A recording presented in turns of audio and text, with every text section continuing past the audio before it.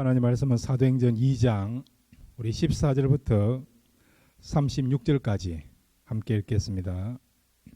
사도행전 2장 14절에서 36절까지입니다. 가능하면 우리 뒤에 계신 분들은 여기 가운데로 조금 앉아주시면 좋겠습니다. 베드로가 11 사도와 함께 서서 소리를 높여 이르되 유대인들과 예루살렘에 사는 모든 사람들아, 이 일을 너희가 알게 할 것이니 내 말에 귀를 기울이라. 때가 제3시니 너희 생각과 같이 이 사람들이 취한 것이 아니라 이른고 선지자 요엘을 통하여 말씀하신 것이니 일러스되 하나님이 말씀하시기를 말세에 내가 내 영을 모든 육체에 부어주리니 너희의 자녀들은 예언할 것이요 너희의 젊은 이들은 환상을 보고 너희의 늙은 이들은 꿈을 꾸리라. 그때 내가 내 영을 내 남종과 여종들에게 부어주리니 그들이 예언할 것이요 또 내가 위로 하늘에서는 기사를 아래로 땅에서는 징조를 베풀리니 곧 피와 불과 연기로다. 주의 크고 영화로운 날이 이르기 전에 해가 변하여 어두워지고 달이 변하여 피가 되리라. 누구든지 주의 이름을 부르는 자는 구원을 받으리라 하였느니라. 이스라엘 사람들이 이 말을 들으라. 너희도 아는 바와 같이 하나님께서 나사렛 예수로 큰 권능과 기사와 표적을 너희 가운데서 베푸사 너희 앞에서 그를 정언하셨느니라. 그가 하나님께서 정하신 뜻과 미리 아신 대로 내준 바 되었거늘 너희가 법 없는 자들의 손을 빌려 못 박아 죽었으나 하나님께서 그를 사망의 고통에서 풀어 살리셨으니 이는 그가 사망에 매여 있을 수 없었음이라. 다윗이 그를 가르쳐 이르되 내가 항상 내 앞에 계신 줄을 배웠음이며 나로 요동하지 않게 하기 위하여 그가 내 우편에 계시도다. 그러므로 내 마음이 기뻐하였고 내 혀도 즐거워하였으며 육체도 희망에 가하였으리니 이는 내 영혼을 음부에 버리지 아니하시며 주의 거룩한 자로 썩음을 당하지 않게 하실 것이미로다. 주께서 생명의 길을 내게 보이셨으니 주 앞에서 내게 기쁨이 충만하게 하시리로다 하였으므로 형제들아, 내가 조상 다윗에 대하여 담대히 말할 수 있노니 다윗이 죽어 장사되어 그 묘가 오늘까지 우리 중에 있도다. 그는 선지자라 하나님이 이미 맹세하사 그 자손 중에서 한 사람을 그 위에 앉게 하리라 하심을 알게 하고 미리 본 고로 그리스도의 부활을 말하되 그가 음부에 버림이 되지 않고 그의 육신이 썩음을 당하지 아니하시리라 하더니 이 예수를 하나님이 살리신지라. 우리가 다 이 일의 정인이로다. 하나님이 오른손으로 예수를 높이심에 그가 약속하신 성령을 아버지께 받아서 너희가 보고 듣는 이것을 부어주셨느니라. 다윗은 하늘에 올라가지 못하였으나 친히 말하여 이르되 주께서 내 주에게 말씀하시기를 내가 내 원수로 내 발등상이 되게 하기까지 너는 내 우편에 앉아 있으리라 하셨도다 하였으니 그런저 이스라엘 온 집은 확실히 알지니 너희가 십자가에 못 박은 이 예수를 하나님이 주와 그리스도가 되게 하셨느니라 하니라. 아멘. 우리 다시 한번 기도하겠습니다. 하나님, 이 시간 말씀 듣기를 원합니다. 말씀을 통해서 성령의 임재를 강력하게 경험하는 시간 되게 해주시고 또한 우리가 새롭게 새 마음을 가지고 새 출발할 수 있는 놀라운 터닝 포인트가 되는 그런 놀라운 역사들이 오늘 말씀 가운데 나타날 수 있도록 은혜 베풀어 주옵소서. 사모하며 말씀 듣기를 원합니다. 예수님의 이름으로 기도드렸습니다. 아멘. 할렐루야. 오늘 말씀을 통해서 성령의 임재를 경험하고 돌아가시는 복된 시간 되시기를 바랍니다. 이 사도행전 2장 14절부터 36절까지는 교회가 시작되는데 원동력이 되었던 베드로의 설교에 관한 내용이에요. 베드로의 설교를 듣고 3,000명이나 예수를 믿고 세례받는 일이 일어났습니다. 그분들이 초대 예루살렘 교회의 교인이 된 거예요. 그러니까 이 베드로의 설교는 우리에게 설교에 대한, 또 하나님의 사람들이 복음을 전파할 때에 우리가 어떤 내용을 가지고 전해야 될 것인가, 그런 부분에서 모델을 갖고 스탠다드와 같은 그런 주옥 같은 말씀이 오늘 본문에 나타나 있는 이 베드로의 설교에 관한 겁니다. 핵심은 바로 이거예요.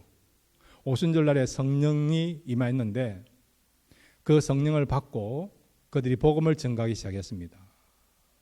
그랬더니 사람들이 그들이 난곳방언으로 방언한 것을 보고 세술에 취하였다고 그렇게 조롱하면서 비웃은 것이죠. 그런 조롱에 대해서 베드로가 일어나서 그렇지 않다는 것을 그가 강력하게 주장하면서 설교하기 시작한 내용이 오늘 본문에 나타나 있는 이 베드로의 설교입니다. 핵심은 바로 그거예요. 우리가 성령 받은 것은 이미 요엘서에서 요엘 선지자가 예언한 대로 하나님의 말씀이 성취되었다는 거죠. 그뿐만 아니라 그 성령께서 예수 그리스도가 누구인가, 그분이 어떤 분인가, 그 예수님을 전가하는 분이란 것을 이 베드로의 설교를 통해서 밝히고 있는 것을 보게 됩니다. 그래서 오늘 이 베드로 설교를 통해서 우리가 성령과 연관시켜서 함께 세 가지를 생각하겠습니다. 첫 번째로 한번 따라해 주시기 바랍니다. 성령 받으면 능력의 사람이 될 수 있다. 예, 베드로뿐만 아니라 초대교회 성도들뿐만 아니라 저와 여러분도 성령 받으면 능력의 사람이 될 줄로 믿습니다. 자, 오늘 성경 여러분 14절 한번 볼까요? 사도행전 2장 14절 시작. 베드로가 11사도와 함께 서서 소리를 높여 이르되 유대인들과 예루살렘에 사는 모든 사람들아, 이 일을 너희에게 알게 할 것이니 내 말에 귀를 기울이라. 이렇게 베드로의 설교가 시작됩니다. 이 설교를 듣고 반응이 어떻게 나타났느냐? 사도행전 2장 37절 우리 함께 읽겠습니다. 시작. 그들이 이 말을 듣고 마음에 찔려 베드로와 다른 사도들에게 물어 이르되 형제들아 우리가 어찌할꼬 하거늘. 아멘.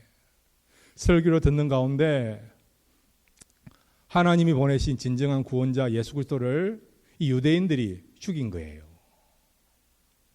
하나님의 뜻을 저버린 겁니다. 하나님의 아들을 십자가에 못 박도록 한 것이죠. 하나님 앞에 최고의 그런 죄를 지은 것입니다. 그러니까 당연히 벌을 받을 수밖에 없는 자신들의 것을 알게 되었죠.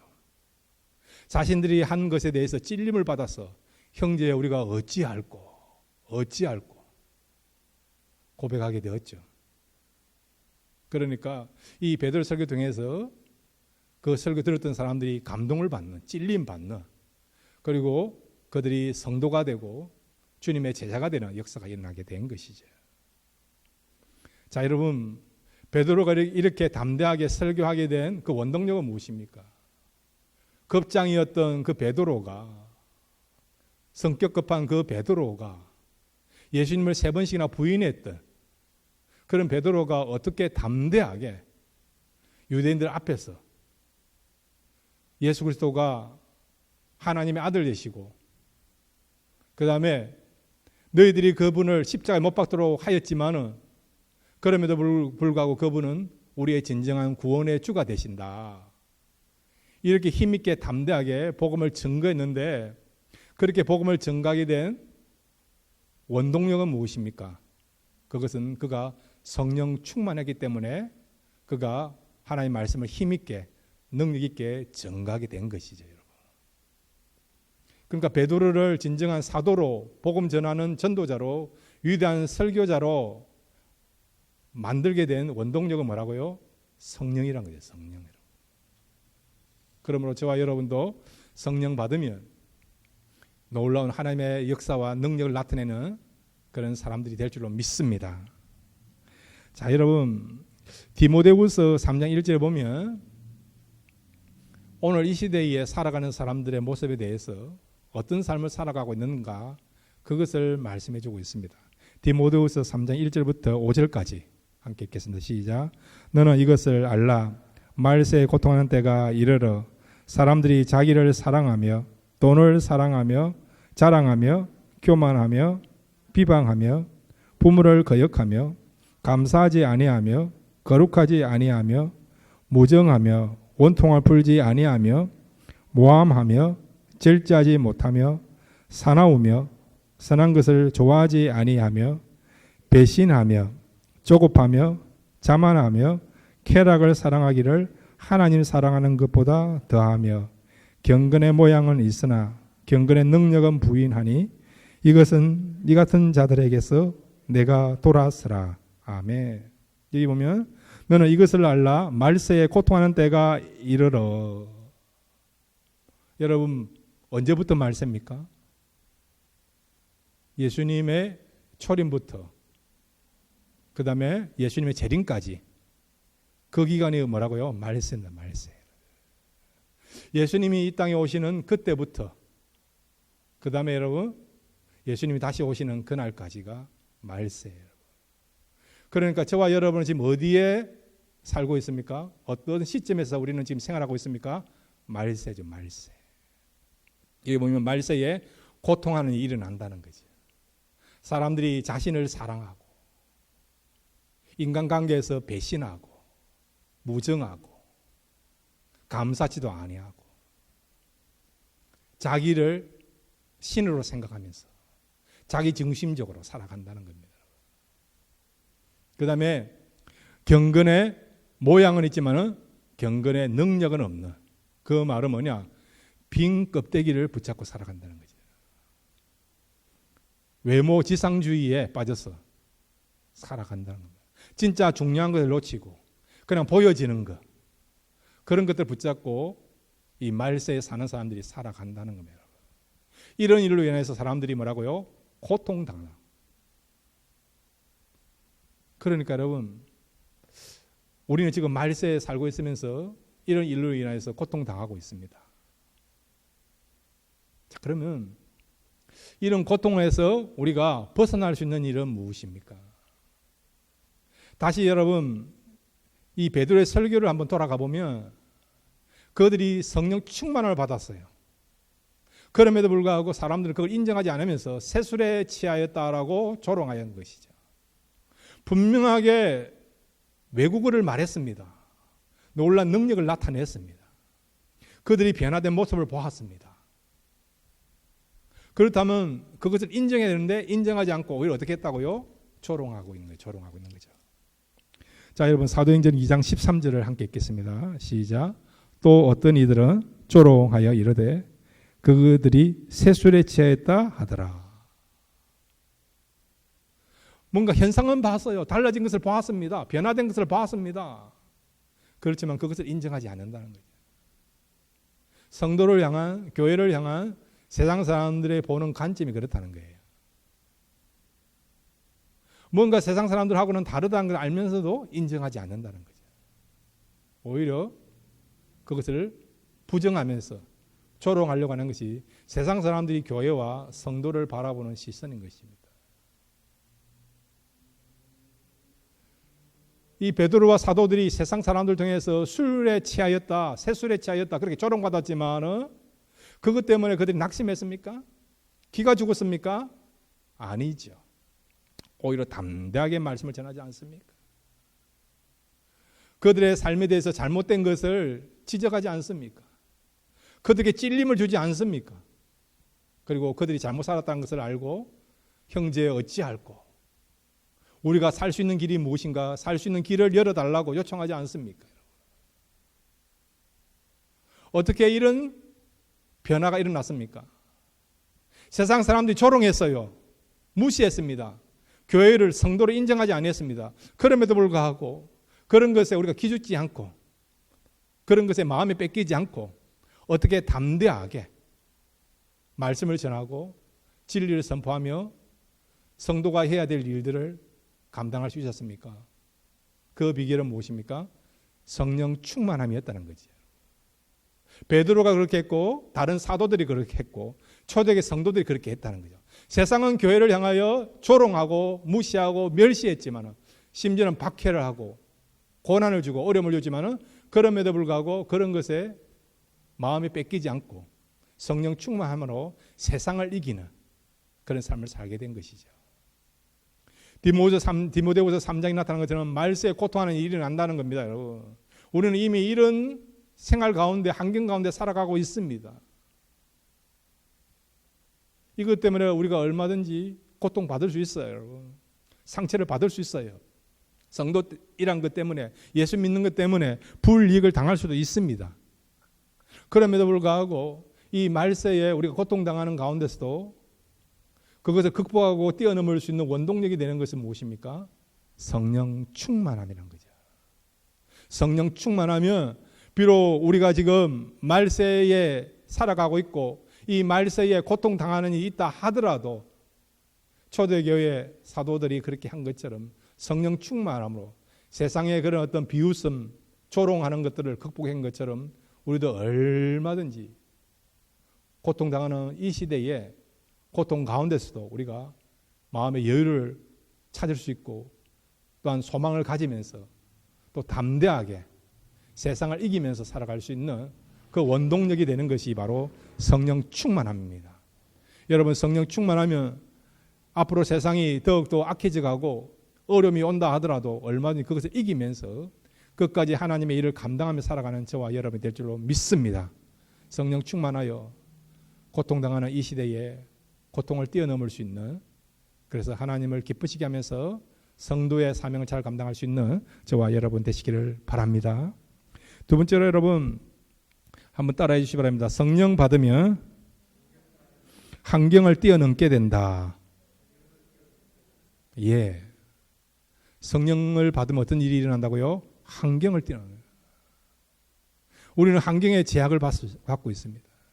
나이에 대한, 신분에 대한 여러 가지 백그라운드에 따라서 이런 환경의 지배를 받아요. 제약을 받고 있습니다. 그런데 성령 충만하면 나이가 중요하지 않아요, 여러분. 우리의 그런 백그라운드가 중요하지 않아요, 여러분. 얼마든지 우리가 환경을 뛰어넘으면서 하나님의 일을 넉넉하게 감당해서 하나님께 아름다운 쓰임을 받으면서 살아갈 수가 있습니다. 자, 여러분, 사도행전 2장 16절부터 우리 18절까지 함께 읽겠습니다. 시작. 이는 곧 선지자 요엘을 통하여 말씀하신 것이니 일렀으되 하나님이 말씀하시기를 말세에 내가 내 영을 모든 육체에 부어 주리니 너희의 자녀들은 예언할 것이요 너희의 젊은이들은 환상을 보고 너희의 늙은이들은 꿈을 꾸리라. 그때 내가 내 영을 내 남종과 여종에게 부어 주리니 그들이 예언할 것이요. 아멘. 요엘 선지자가 예언한 말씀을 지금 사도 베드로가 이스라엘 백성들 앞에서 담대하게 성령이 임한 것은 바로 하나님께서 말씀하신 대로 그 하나님의 말씀이 성취되었다. 예언이 성취되었다. 그런 중심을 가지고 요엘 선지자의 그 말씀을 그가 다시 전하고 있습니다. 자, 그런데 여기 보면 너희 자녀들은 예언할 것이요. 이래서 너희 자녀들이 예언할 것이라는 것이죠. 여러분, 누가 예언을 합니까? 선지자가 예언하는 거예요. 근데 누가 예언할 수 있다고요? 자녀들도, 우리의 어린아이들도 예언할 수 있다는 것이죠. 이게 무슨 말씀입니까? 이 예언이라는 말은 하나님 말씀을 정확하게 이해하고 믿고 받아들이는 그것을 말하는 것입니다. 어떻게 어린아이들이 하나님 말씀을 정확하게 이해하고 받아들이고 믿을 수 있습니까? 그 비결이 무엇입니까? 성령이 임하니까. 성령이 임하니까. 그들의 영의 눈이 떠여지니까. 그래서 어린아이라 하더라도 하나님 말씀을 그대로 믿게 되고 받아들이는 일이 일어난다는 거죠. 그러니까 여러분 자녀들에 대해서 기도하시길 바랍니다. 하나님, 우리 자녀들에게 영적인 눈이 떠여지게 해달라고, 성령을 통해서 영안이 열려지게 해달라고 기도하시길 바랍니다. 그러면 여러분의 자녀들도요, 나이를 초월해서 얼마든지 말씀을 믿게 되고 받아들이는 그런 삶을 살아가게 될 줄로 믿습니다. 그 다음에 여러분 여기 보시면 너희 늙은이들은 꿈을 꾸리라. 꿈을 꾼다는 것은 꿈을 성취한다는 거예요. 누가요? 젊은이들이 아니고 누가요? 늙은이들이 꿈을 꾼다는 겁니다. 꿈을 성취한다는 겁니다. 나이에 대해서 우리가 제약을 받지 않습니까? 무엇을 할 수 있는 나이가 있고 또 무엇을 할 수 없는 나이가 있지 않습니까? 그런데 성령이 임하면 비록 노년이라 하더라도 세상적으로 우리가 은퇴한 나이라 하더라도 얼마든지 하나님의 일을 감당할 수 있다는 것입니다. 성령이 임하면 나이가 중요하지 않다는 거예요, 여러분. 얼마든지 꿈을 성취할 수 있다는 것을, 하나님의 일을 넉넉하게 감당하고 쓰임받을 수 있다는 것을 말씀해 주고 있습니다. 여러분, 아브라함이요, 하나님께 부름받았을 때 나이가 몇 살입니까? 75세, 75세. 여기에 75세 이상 되신 분 있습니까? 아직 없잖아요. 아브라함이 여러분 하나님께 부름받을 때가 75세예요. 여러분. 어린 나이에, 젊은 나이에 부름받은 거 아니에요. 여러분. 그리고 여러분, 모세가요 하나님께 부름받았을 때 나이가 몇 살입니까? 80이에요. 80. 우리가 인생을 막으로 이야기하지 않습니까? 인생에 대해서 삼막에 이를 때, 우리가 1막, 2막, 3막으로 나눈다면, 40년씩 나눈다면, 모세는 인생 3막에 나이 80에 부름받은 것입니다. 그런데 놀라운 것은 그가 120살에 세상을 떠났는데 하나님께 부름을 받았는데 그때 눈도 흐리지 아니하고 기력도 쇠하지 않고 그런 가운데 하나님께 부름받은 것이죠. 저와 여러분도 하나님 앞에 가는 그날까지 여러분 눈도 흐리지 아니하시고 기력도 쇠하지 않아서 하나님께 귀하게 쓰임받고 하나님께 부름받을 수 있는 그런 저와 여러분 되시길 바랍니다. 갈렙도 마찬가지예요, 여러분. 그가 부름받은 나이가 몇 살입니까? 85세, 85세. 젊은이들도 꿈을 꾸지 못하는 헤브론 성을 차지하는 것. 가나안 땅에서 가장 강한 자들이 살고 있는 그 성읍이 헤브론 성읍 아닙니까? 아낙 자손들, 거인족이라 할 수 있는 싸움에 능한 용사들이 살고 있는 천하의 그런 어떤 요새이면서도 강한 자들이 살고 있는 성읍이 헤브론 성읍이에요. 그런데도 갈렙이 85세 때 이 산지를 내게 주소서 하면서 그 고백대로, 그 믿음대로, 비전대로 헤브론 성을 차지한 거 알고 있지 않습니까? 여러분 좋아하시는지 모르겠는데 KFC, 켄터키 프라이드 치킨, 그 창업을 한 창업주는요 몇 살에 시작한 줄 아세요? 68세일 때에 그런 프랜차이즈 기업을 시작한 겁니다. 그러니까 우리가 성령이 역사하시면, 성령이 임하면 나이를 초월해서 얼마든지 꿈을 이루는 삶을 살아간다는 겁니다. 그러므로 나이에 대한 우리가 제약을 받을 수도 있고 여러 가지 우리가 백그라운드에 대해서 제약을 받을 수도 있지만은 그럼에도 불구하고 성령이 임하시면 그걸 초월해서 우리가 하나님께 귀하게 쓰임 받고 꿈을 이룰 수 있는 그런 하나님의 사람들이 될 줄로 믿습니다.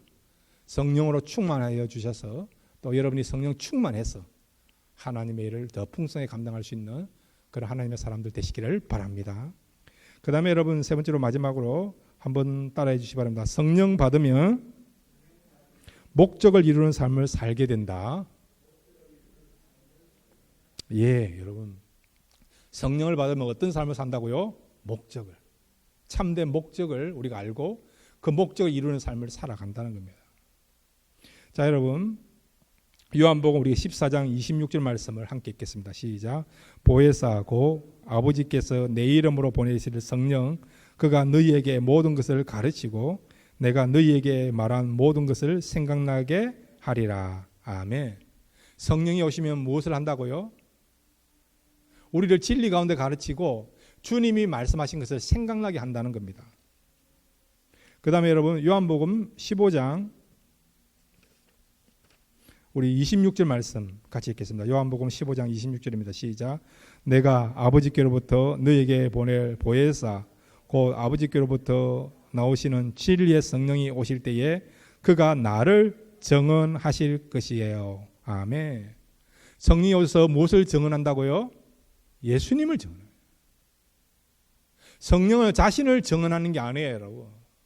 자신을 증명하고 자신을 드러내는 게 아닙니다.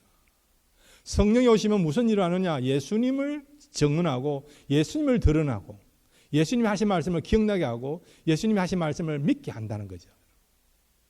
그러니까 성령 사역은 예수님 사역이라 할 수 있는 것입니다. 그러니까 우리가 성령이 우리 마음에 임하면 예수님이 어떤 분인가를 믿게 하고 알게 하고 그 다음에 예수님을 닮아가려고 하고 또 예수님을 따라가려고 하는 그런 삶을 살도록 이끄신 분이 누구라고요? 성령님이에요. 성령님이라. 여러분은 무엇을 해서 사십니까? 무엇을 해서 존재하고 있습니까? 여러분 성도의 존재의 목적이 무엇입니까? 구원받는 것입니까? 물론 그것이 제일 중요하죠. 그러면 구원받았으면 성도로서 모든 것을 다 감당했습니까? 아니지 않습니까? 구원받는 그 이후부터 시작되는 것이 어떤 의미에서 성도의 삶이라 할 수 있죠. 여러분, 하나님이 우리에게 구원의 은혜를 주신 이유는 우리가 구원받아서 남은 생에 하나님 앞에 가는 그날까지 가는 그날까지 우리가 예수님을 닮아가기를 바라나 또 예수님의 성품을 우리가 날마다 나타내기를 원하는 것이 하나님께서 우리를 부르시고 택하신 그런 목적이라 할 수 있는 것입니다. 그런데 우리가 주님을 닮아가는 거 우리 능력으로 잘 안 돼요, 여러분. 사도 바울은 빌립보 교회 성도를 향하여 내가 너희들을 사랑할 때에 그리스도의 심장으로 너희를 사랑한다라고 이야기하지 않습니까? 우리가 사람들을 사랑하는 거 사랑해야 됨에도 불구하고 잘 안 되지 않습니까? 가족들을 사랑해야 되고 또 성도들을 사랑해야 되고 또 여러분의 형제들을 사랑해야 되고 그런데 여러분 사랑해야 됨에도 불구하고 어떤 경우는 사랑하지만 어떤 경우는 사랑을 실천하지 못하는 경우 있지 않습니까?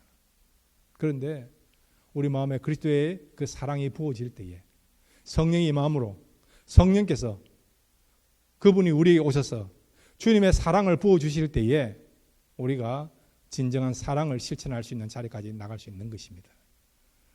사랑하는 성도 여러분, 우리의 남은 생의 목적은 뭐냐? 바로 예수님을 알고 예수님을 닮아가는 것입니다.